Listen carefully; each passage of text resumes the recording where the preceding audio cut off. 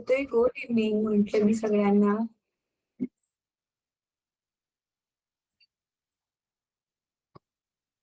Good evening ma'am. Good evening. चला आपण आता पुढचा टॉपिक कंप्लीट करूयात. एक सेकंड, मी टेक्स्टबुक ओपन करते तुमचं.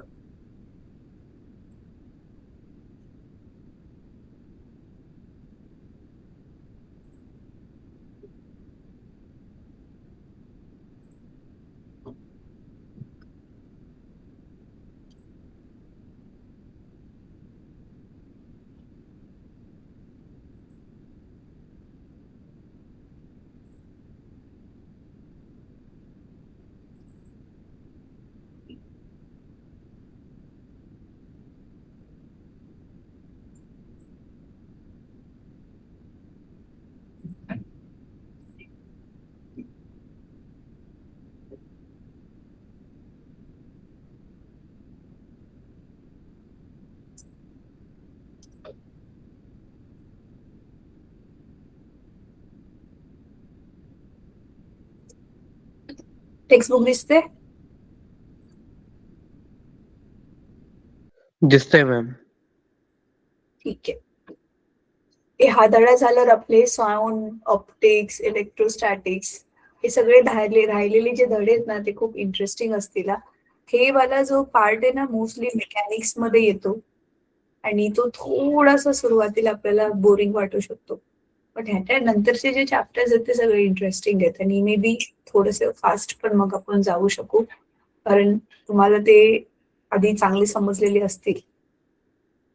कारण जी गोष्ट आपल्याला इंटरेस्टिंग वाटते ते आपण जास्त चांगली करतो ना. चला आता हे 114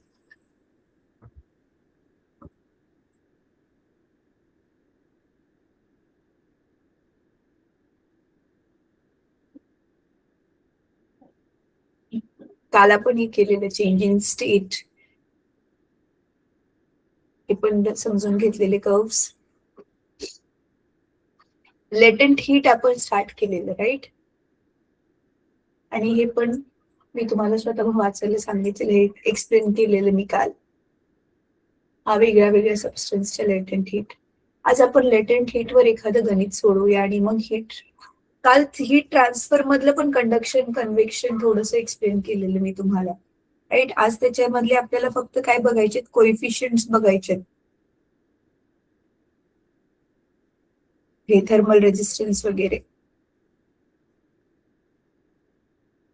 ठीक आहे, एक एक करून दिले आता त्यांनी. कंडक्शन, कन्व्हेक्शन, रेडिएशन एक एक करून दिलेलं आहे.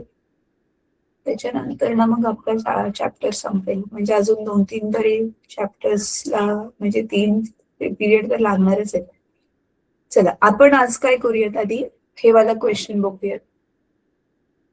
आधी क्वेश्चन घेऊयात आपण. इथे दिसते तुम्हाला एम मास दिले आईसचं, पाण्याचं मास दिले आईस वॉटरचं, टीएफ फायनल टेम्परेचर त्या दोघांचं दिलेलं आहे आणि स्पेसिफिक हीट दिलेली. आणि आपला जो फॉर्म्युला होता लेटेंट हीटचा, आपला फॉर्म्युला आठवतोय? Q is equal to ml. L is known as latent heat. अच्छा, इथे तर फक्त त्यांनी हीट लॉस्ट काढलेलं आहे एमसीटी वाल्या फॉर्म्युलाने नॉर्मली. आणि heat lost, heat required to melt ice, ते करून मग लेटेंट हीट किती आहे ते काढलेलं आहे. ठीक आहे, हे वाला क्वेश्चन आपण बघू शकतो. Heat lost is equal to heat gain, ते यूज करून काढलेलं आहे. अच्छा, मी काय म्हणते, हे वाला क्वेश्चन ना 7.16 आधी गो थ्रू करून जरा ट्राय करा. नाही जमलं तर मला विचारा, मग आपण नेक्स्ट क्लासमध्ये करूयात. यू कॅन सी इझी आहे. पाण्याला, आईसला काय केलेलं, you can see mixed with water, गरम पाण्याबरोबर मिक्स केलंय आईसला. मग त्या प्रोसेसमध्ये calculate heat of fusion of ice. Heat of fusion म्हणजेच आपल्याला काय काढायचं, लेटेंट हीट काढायची. लेटेंट हीट ऑफ फ्युजन काढायचे.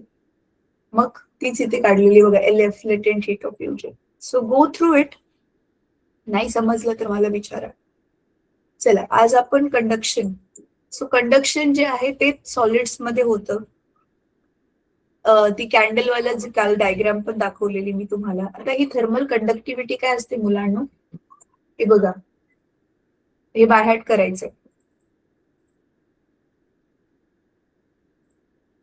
Thermal conductivity of a solid is a measure of ability of the solid to conduct heat through it. स्वतःमधून तो हीटला किती transfer करू देतोय, त्यालाच आपण काय म्हणतो, थर्मल कंडक्टिव्हिटी म्हणतो. ठीक आहे. परत आता now what is this, simple आहे. इथे काय घेतलंय, एक रॉड घेतलाय मुलांना, लेंथ ऑफ रॉड जेवढी पण त्याची लेंथ आहे, तर त्याचं एका टोकाचं जे टेम्परेचर आहे आणि दुसऱ्या टोकाचं जे टेम्परेचर आहे, त्या टेम्परेचर मध्ये डिफरन्स किती आहे त्यालाच नाव दिलेलं temperature gradient. Now what is this temperature gradient. आता बघा, सिंपलची गोष्ट आहे.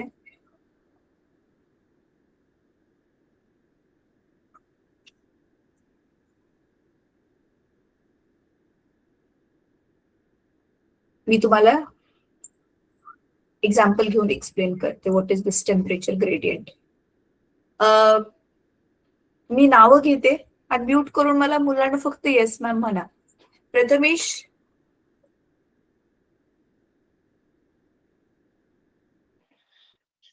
Yes, ma'am. Pradyum,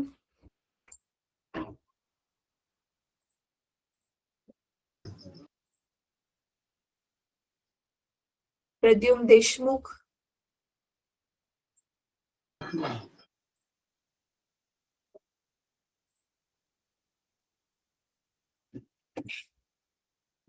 Pradyum, are you there? Ma'am. मला हेल्प करा चला. बघा, टेम्परेचर ग्रेडियंट ही अजून एक नवीन कन्सेप्ट इंट्रोड्यूस केली आहे. कारण आपण काय बघतोय, थर्मल कंडक्टिव्हिटी. थर्मल कंडक्टिव्हिटी म्हणजे कुठली पण दिलेली वस्तू किती चांगली गुड कंडक्टर आहे हीटची, म्हणून नाव आहे थर्मल. Thermal conductivity. आता बघा, से फॉर एक्झाम्पल आपण इथे 2 रॉड घेतलेत.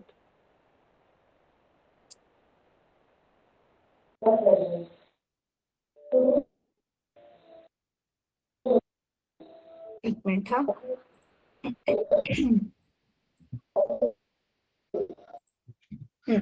आता बघा,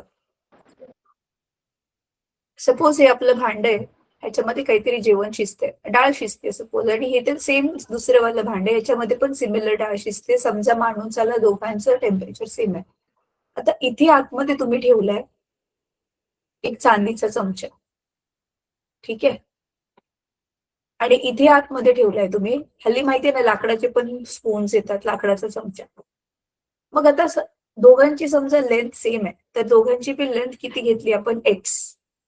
आता इथे एका टोकाचं टेम्परेचर जे आहे, इथे पाण्यामध्ये ते बुडवले, तर हा चांदीचा असल्यामुळे जेवढं ते सपोज हे बॉईल होते डाळ, तर 100 डिग्री सेल्सिअस असेल, आणि इथे जेवढा पण ठेवून त्याला वेळ झालाय, सपोज इथे ते आहे 60 degree Celsius.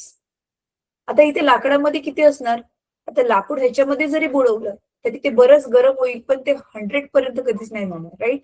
Say for example ते 50 पर्यंत गेले, आणि इकडे इकडे नॉर्मल जेवढं रूम टेम्परेचर असेल त्याच्यापेक्षा पण कमी असेल, से फॉर एक्झाम्पल 25 डिग्री सेल्सिअस असेल.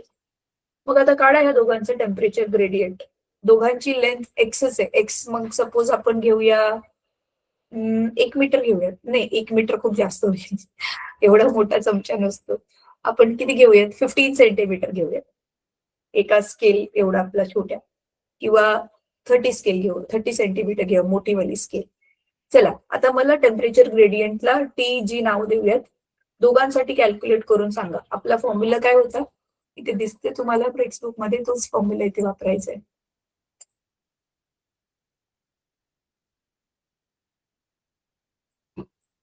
T1 minus T2 upon X. Temperature of the hot end, T1 temperature of the hot end and temperature of the cold end. चला काढा आणि सांगा मला. पटपट कॅल्क्युलेट करा आणि मला सांगा किती आला आन्सर. सपोज हे फर्स्ट आहे, सो TG1 नाव देऊया, आणि हे सेकंड आहे, त्याला TG2 नाव देऊ. पहिले सर किती आलं, 4/3. हा, सो दिस इज 40/30, राईट? दोघांचा डिफरन्स 40/30. बट इथे एक गोष्ट लक्षात घ्यावी लागेल, दिस इज इन सेंटीमीटर. तर सध्या आपण पर सेंटीमीटर करूनच करूया. So we can get it as 4/3. That means it is degree per centimetre, right? Degree ह्याचं युनिट पण तर बनेल ना मग. न्यूमरेटर मध्ये टेम्परेचर आहे, डिवायडेड बाय इथे लेंथ आहे ती सेंटीमीटर आहे. पर डिग्री डिग्री सेल्सिअस पर सेंटीमीटर आलं. इथे किती येईल दोघांचा डिफरन्स? 25/30. तर किती आलं अप्रॉक्सिमेटली? 5/6. हा. सो कॅन यू सी, इथे न्यूमरेटर मोठा आहे, डिनॉमिनेटर छोटा आहे. इथे न्यूमरेटर छोटा आहे, डिनॉमिनेटर मोठा आहे. That means Tg1 is greater than Tg2. म्हणजे जे मटेरियल चांगलं गुड कंडक्टर आहे हीटचं, त्याचा टेम्परेचर ग्रेडियंट जास्त असेल. कळतंय तुम्हाला? खरंच का असं असेल मुलांनो? खरंच असं असेल का? डिपेंड्स. हा, आता से फॉर एक्झाम्पल खूप वेळ याच्यामध्ये चमचा ठेवलाय, हे वाढून इथलं सपोज 80 डिग्री खूप जास्त गरम झालंय, मग मग त्याचा डिफरन्स तर फक्त 20 येईल आणि लेंथ तर आहे तेवढीच आहे, 20/30 येईल. मग ह्याचं उत्तर येईल 2/3. तर you will have to think of temperature gradient आणि थर्मल कंडक्टिव्हिटी कसे एकमेकांशी जोडलेले आहेत. पण टेम्परेचर ग्रेडियंट काय आहे नक्की हे कळलं असेल, राईट? आता चला पुढचं इथे वाचल्यावरती तुम्हाला समजेल की टेम्परेचर ग्रेडियंटचा काय संबंध आहे. आता बघा, coefficient of thermal conductivity. Consider a cube of each side x, cube घेतलाय आपण, and each face of cross sectional area A. Suppose its opposite faces are maintained at temperature T1 आणि T2. एक T1 म्हणजे एक face T1 ला ठेवले, दुसरी T2 ला. हे एक्सप्लेन करते मी. As shown in the figure, experiment shows that under steady state condition,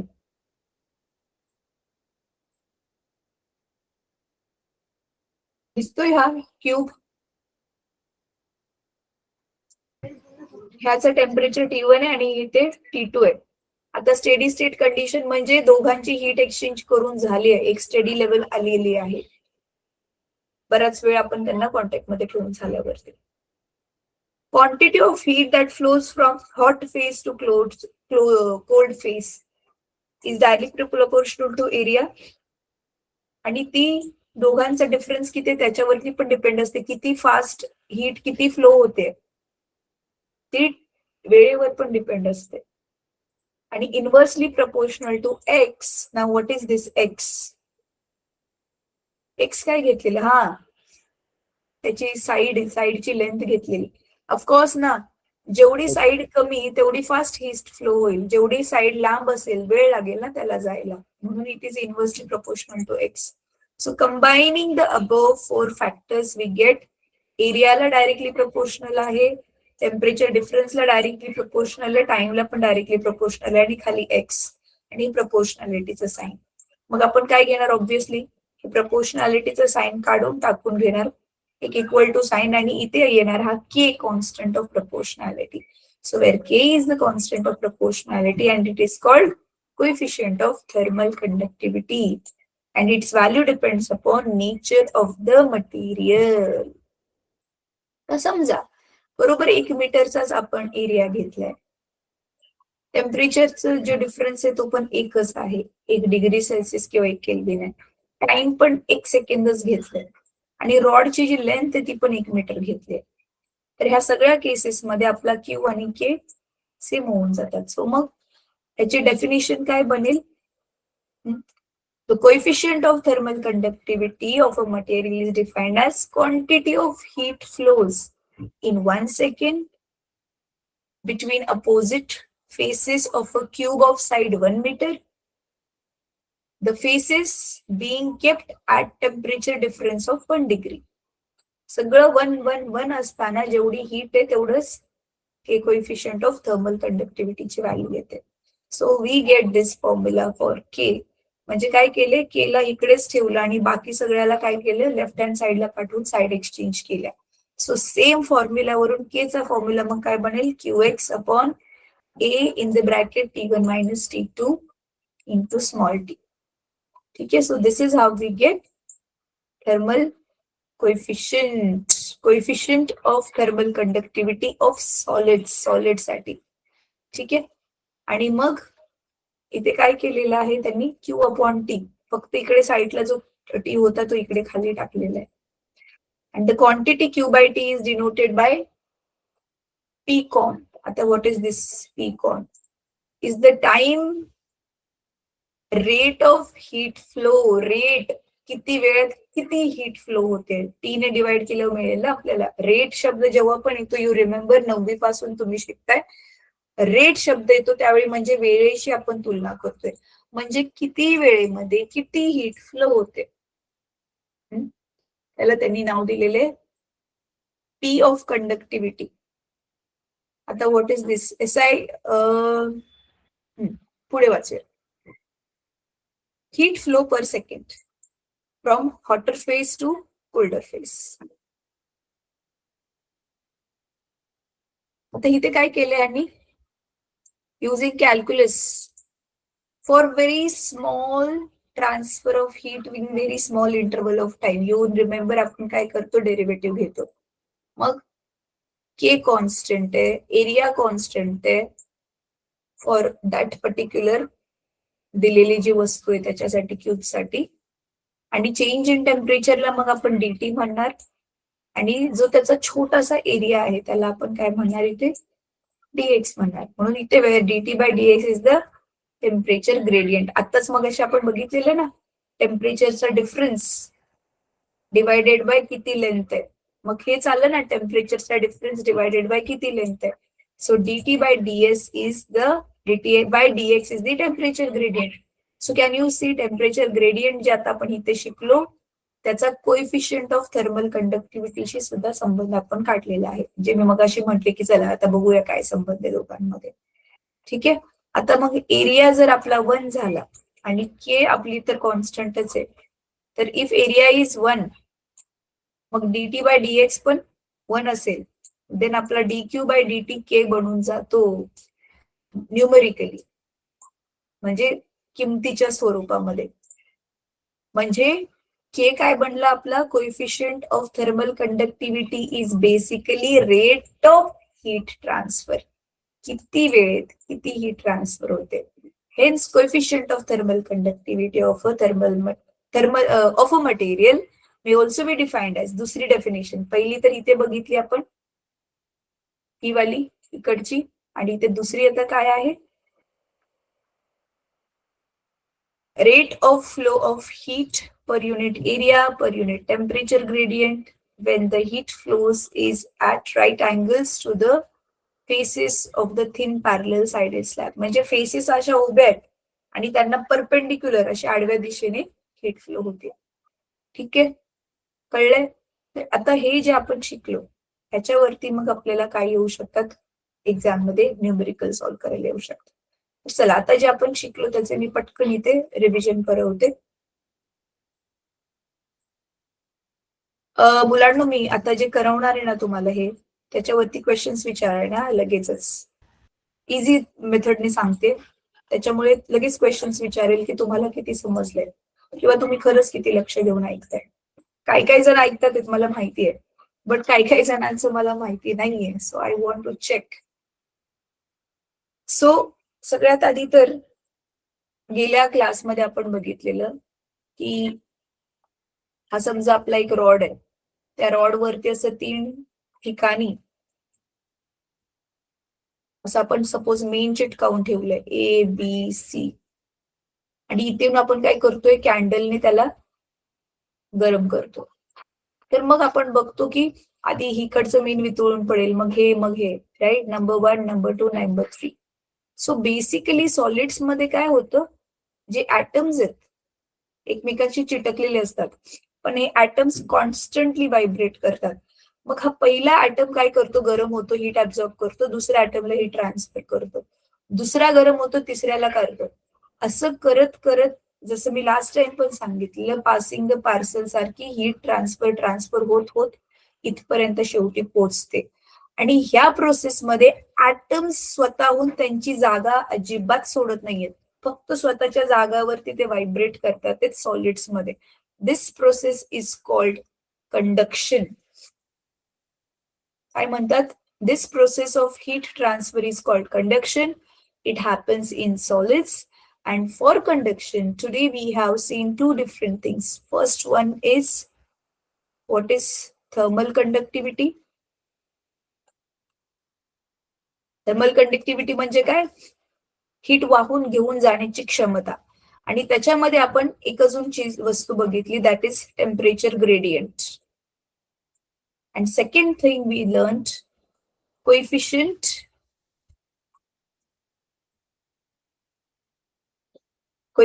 of thermal conductivity. Yes. आता ह्याच्यामध्ये आपण बघितलं टेम्परेचर ग्रेडियंट म्हणजे टीजी आपण कसा काढतो, T1 मायनस T2, हॉट ऑब्जेक्टचं हॉट कॉर्नरचं टेम्परेचर मायनस कोल्डचं डिवायडेड बाय लेंथ किती आहे त्या रॉडची. Suppose this is the rod आणि त्याची लेंथ इथे x आहे आणि हे हॉटेस्ट आहे तर हे T1, हे कोल्ड असेल तर हे T2. ह्या दोघांचे डिफरन्स. आता फॉर दिस ओनली, आणि सपोज आता हा जो एरिया जो आहे याचा, हा वाला क्रॉस सेक्शनल एरिया तो ए आहे. सो वी सॉ दॅट की तो हिथून हिथपर्यंत किती हीट, क्यू किती अमाऊंटची हीट ट्रान्सफर करणार आहे, गरम टोकाकडून थंड टोकाकडे किती हीट वाहणार आहे, किती गरमी वाहणार आहे. तर that we have seen it is directly proportional to area. Of course ना, जेवढा जास्त एरिया तेवढी जास्त हीट व्हायला इझी होईल.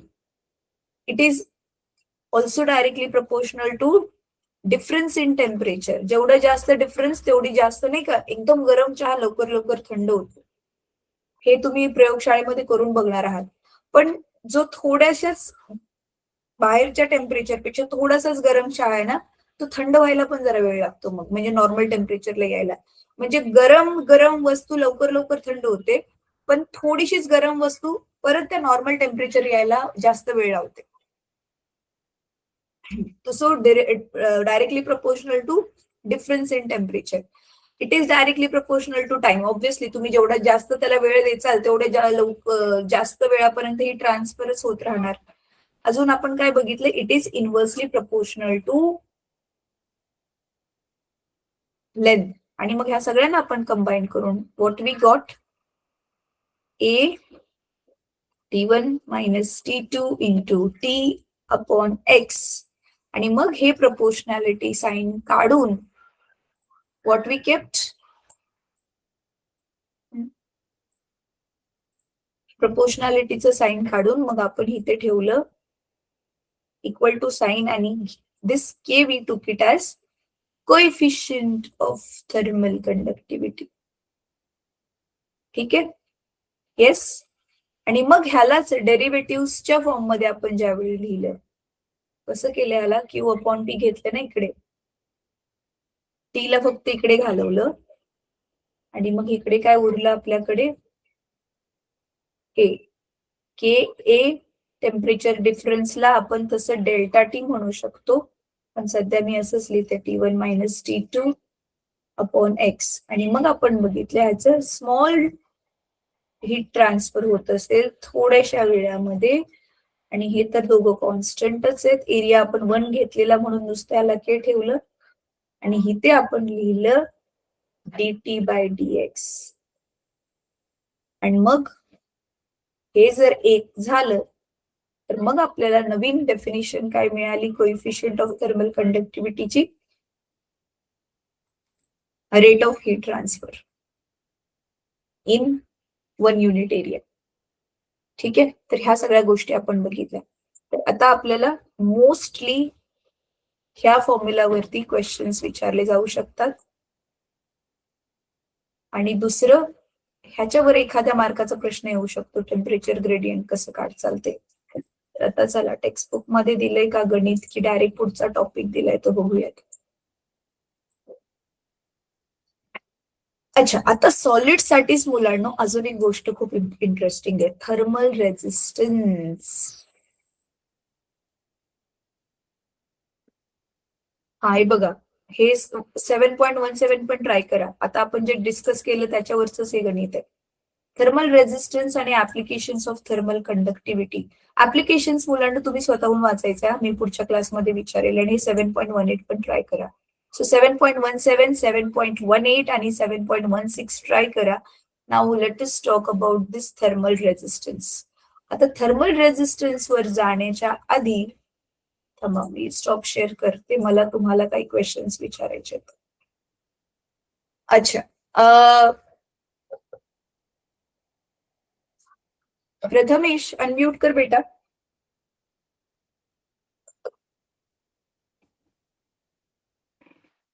Yes, ma'am. 9वी मध्ये तुम्ही ना, तू मराठी मीडियमला होतास ना प्रथमेश? अरे हा डिस्कनेक्ट झाला. प्रद्युम तू मराठी मीडियमला Yes, होता? ma'am.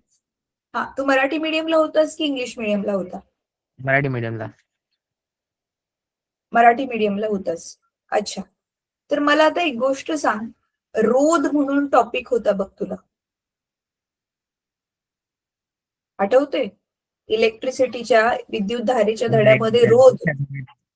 हा, लक्षात रोध नाही द्यायची. रोध नाही आठवत आहे? ओमचा लॉ आठवतोय? ओमचा नियम.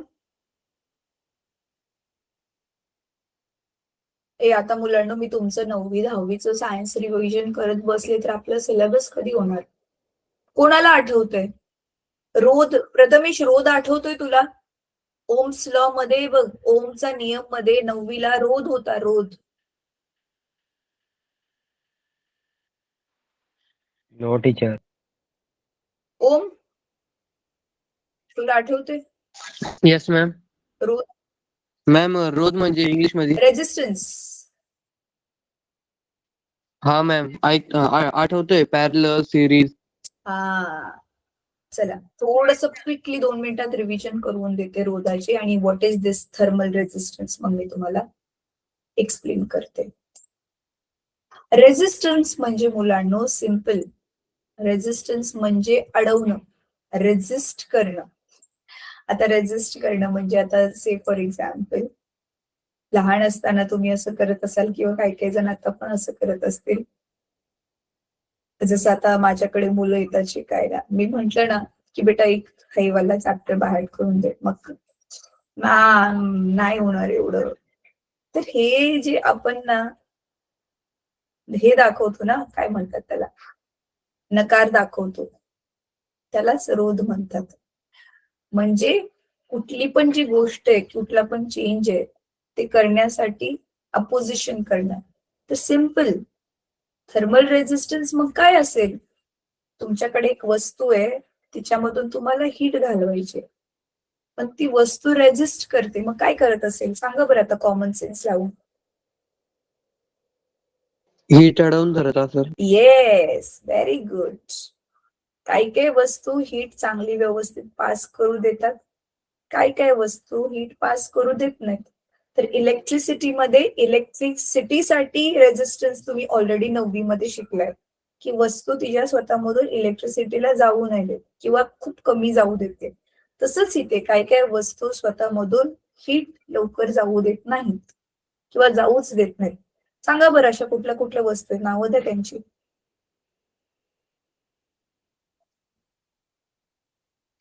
लवकर लवकर, ज्या हीटला रेजिस्ट. हा, इलेक्ट्रिसिटी साठी का मॅम?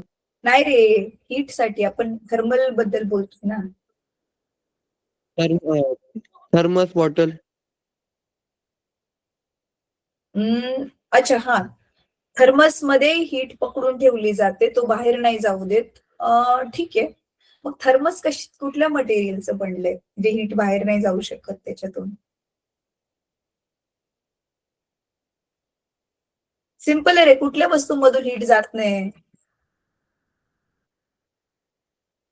रॉक. हा, दगड, बरोबर आहे. अजून? ओमच्या ऐवजी बाकीची पण मुलं आन्सर देतील. हा किती सिंपलचा क्वेश्चन आहे. 5वीची 4थीची मुलं पण सांगतील उत्तर. Carbon fibre ma'am. हा प्रद्युम, काय? Carbon fibre. अच्छा, carbon fibre. Okay, carbon fibre. ठीक आहे. अजून लाकूड, प्लास्टिक, भांडी जेवणाची गरम असल्यावर आई काय यूज करते? कापडाने पकडून त्याला ठेवते ना, कारण कापड is not good conductor of heat. आपले उलनचे क्लोथ्स, राईट. कितीतरी वस्तू आपल्या आसपास ज्या आहेत त्या हीट कंडक्ट करत नाही. त्याच म्हणजे काय आहे, त्यांचा थर्मल रेझिस्टन्स जास्त असेल. बघा, दोन गोष्टी आहेत. एक असते थर्मल कंडक्टिव्हिटी, म्हणजे चांगले जाऊ देते, आणि दुसरं आहे थर्मल रेझिस्टन्स, त्याच्या बिलकुल उलट, जाऊच नाही देत किंवा खूप कमी जाऊ देतं. तर तेच आपण आता इथे बघणार आहे. थर्मल रेझिस्टन्स काय आहे थर्मल कंडक्टिव्हिटीच्या अपोजिट.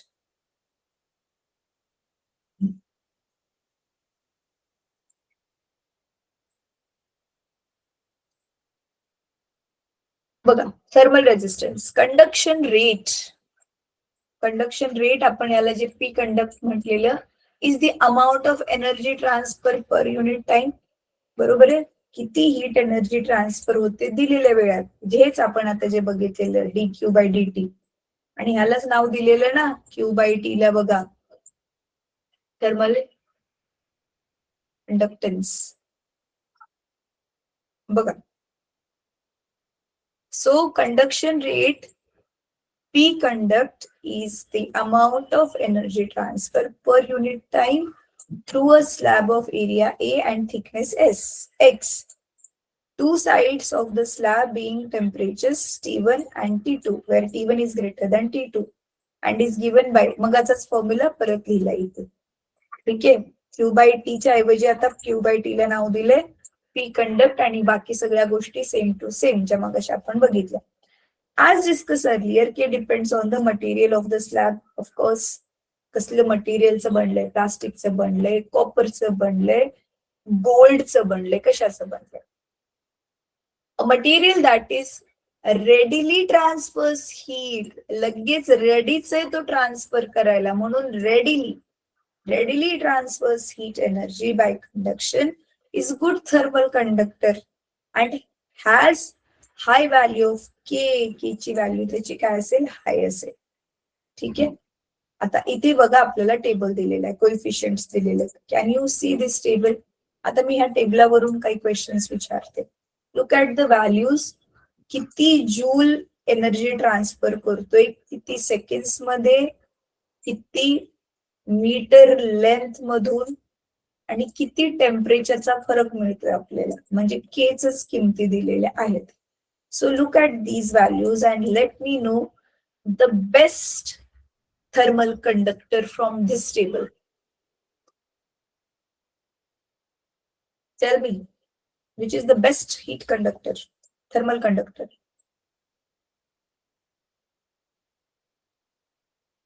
एवढा अवघड प्रश्न आहे का रे?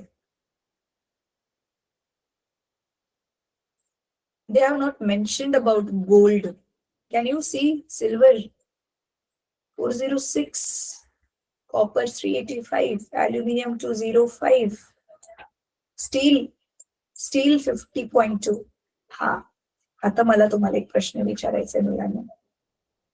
हल्ली ना, जर भांड्याच्या दुकानात तुम्ही गेला असाल किंवा घरातली काय काय भांडी बघितली असतील, भांड स्टीलचं असतं, पण त्याचं खालचं फक्त जे बॉटम आहे ना, तिथे कॉपरची कोटिंग असते, तांब्याची कोटिंग असते फक्त खालच्या भागाला.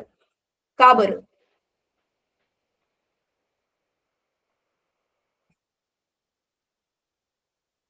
हीट पासून जळू नये म्हणून. जळू नये म्हणून?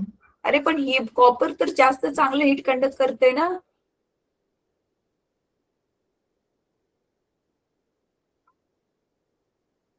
लुक ॲट, ह्याच्यामध्येच आन्सर आहे. स्टीलचं फक्त 50.2 आहे आणि कॉपरचं 385 आहे. स्टीलची भांडी वापरायच्या आधी आपण काही वर्षांपूर्वी पितळाची, तांब्याची भांडी वापरायचो.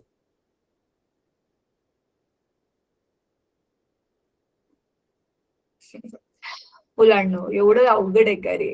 जरा थोडस डोकं चालवा ना तुमचं. सिंपल सी गोष्ट आहे.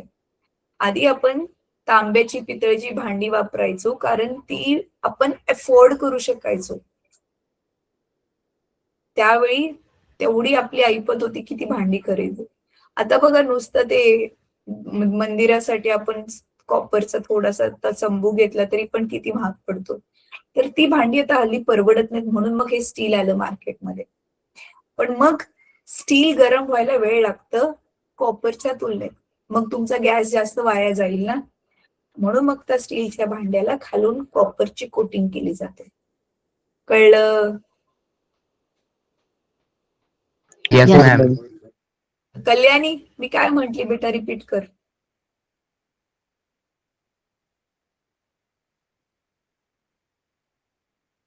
कल्याणी,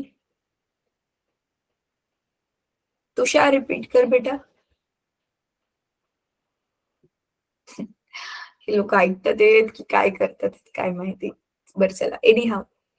सो मग आता ही जे आपण बघितले ना पी कंडक्ट, ह्याच्या उलटा काय असणार? Thermal resistivity. ह्याच्या बिलकुल उलट असेल. तर आता तेच इथे दिलं असेल आता पुस्तकात. हा तर हात आपण ते पण बघितलं.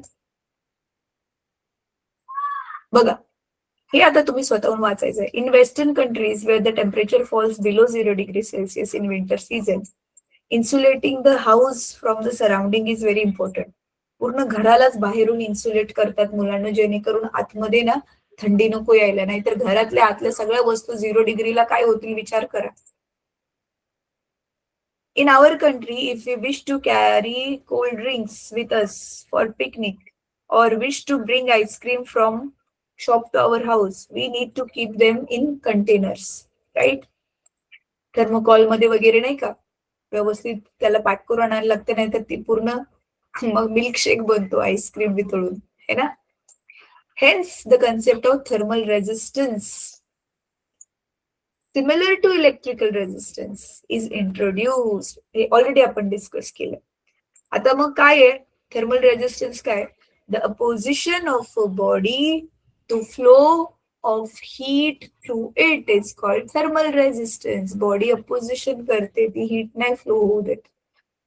Greater the thermal conductivity of a material, smaller is the thermal resistance and vice versa. Simple. म्हटलं नाही दोघं अपोजिट आहेत. मग आता पुढे डिरेक्टली जाऊयात. आता मग ह्याच्यासाठी काय केलेलं आहे, हा जो फॉर्म्युला होता ना पी वाला, P conduct K A T1 by T1 minus T2 by x, ह्यालाच आता मॉडिफाय करून काय केलंय बघा. दिसते हे T1 T2 च्या खाली इकडे पी ला घालवलं आणि के ए ला इकडे लेफ्टला घेतलंय, म्हणून हे एक्स अपॉन के ए आलं. त्याच फॉर्म्युलाला इकडे मॉडिफाय केलंय. आता ह्याला असं का केलंय बरं? कारण हा कंडक्टिव्हिटी अपोजिट आहे ना रेझिस्टिव्हिटीच्या. मग आता T1 minus T2 by P conduct is called thermal resistance. कळलं? ही पूर्ण क्वांटिटीलाच थर्मल रेझिस्टन्स म्हणतात. मग ह्याच्या ऐवजी आपण मग आर ठेवलं आणि उत्तर आलं आपलं x upon K A. So this is again a new formula for thermal resistance of the material, of any material. कळतंय? RT is equal to x upon Ka. K is coefficient of thermal conductivity, that's an inverse, आणि A is area, X thickness आहे किंवा length. ठीक आहे. तर मग झालं. आता ह्या कन्सेप्ट वापरून काही इथे गणित सोडवलेली आहेत. आता इथे पटकन आपल्या जवळ वेळ आहे तर मुलांना ऍप्लिकेशन्स बघूया. थर्मल कंडक्टिव्हिटी म्हणजे वस्तूमधून जर खूप चांगल्या प्रकारे हीट वाहते तर आपल्याला त्याचा काय फायदा आहे? बघा मी नेहमी म्हणते आणि तो फॅक्ट पण आहे की माणूस, आपण जे पण काय शिकतोय ना मुलांना बुक मध्ये, का बरं शिकतोय? की आपल्याला आपल्या प्रकृतीने जेवढे पण काही रिसोर्सेस दिलेत, we are utilising it for our own benefit. आपल्या फायद्यासाठी त्यांचा वापर करतोय, प्रगती करण्यासाठी वापर करतोय. आता हे पण जे आपण शिकतोय हे ऑलरेडी आपण यूज करतोय. आता जसं की बघा इलेक्ट्रिसिटीचे इन्सुलेटर्स, आपल्या नॉर्मल वायर आहेत घरातल्या, त्याच्यावरती प्लास्टिक आहे जेणेकरून आपल्याला करंट नको लागायला. बरोबर आहे. शिवाय हे जे आता थर्मल रेझिस्टन्स पण आपण शिकतोय, हे पण नाही तुम्हाला आपले रेफ्रिजरेटर वगैरे बनवण्यात आले, किंवा रेफ्रिजरेटर नसले, अरे सिंपल रेफ्रिजरेटर लावलेत. कुल्फीवाला येतो बघितले त्याच्याकडे ते त्या लाल लाल लाल लाल कपड्यामध्ये बांधलेलं भांड असतं आणि मग त्याच्यामध्ये ते कुल्फीचे ते कोन ठेवलेले असतात आणि मग तो काढून देतो. कुल्फी वितळत नाही एवढा लॉंग टाइम पर्यंत. हे सगळं आपण आपल्या फायद्यासाठी वापरतोय म्हणून हे जेवढं जास्त स्टडी करू तेवढं जास्तीत जास्त आपल्याला गोष्टी समजतील आणि फायदा होईल की त्याचा नक्की कसा यूज करून घ्यायचा आहे. तर आता मी पुस्तकामधून वाचू त्याच्या आधी मला सांगा बरं, आपण हे आता जे थर्मल कंडक्टिव्हिटी शिकतोय म्हणजे एखाद्या वस्तूतून हीट चांगली जाते हे आपण बघतोय. आपल्याला त्याचा काय फायदा आहे तेच ह्यांनी दिले 1, 2, 3, 4 पॉइंट करून. Applications means what are the uses in our day to day life. आपण कसं ते ज्ञान अप्लाय करायचं आपल्या डे टू डे लाईफ मध्ये. So tell me what can be the uses.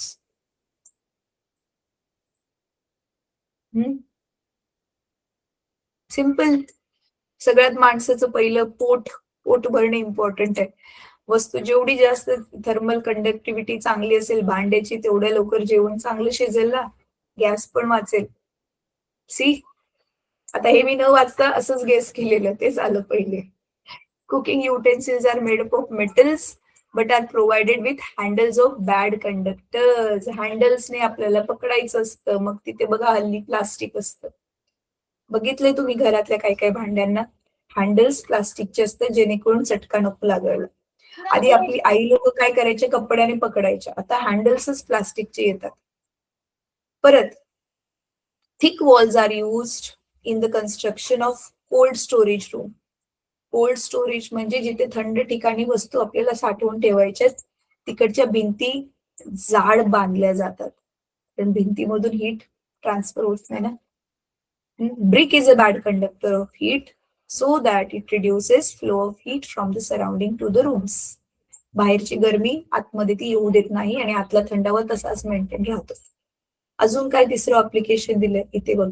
To prevent ice from melting it is wrapped in gunny bag.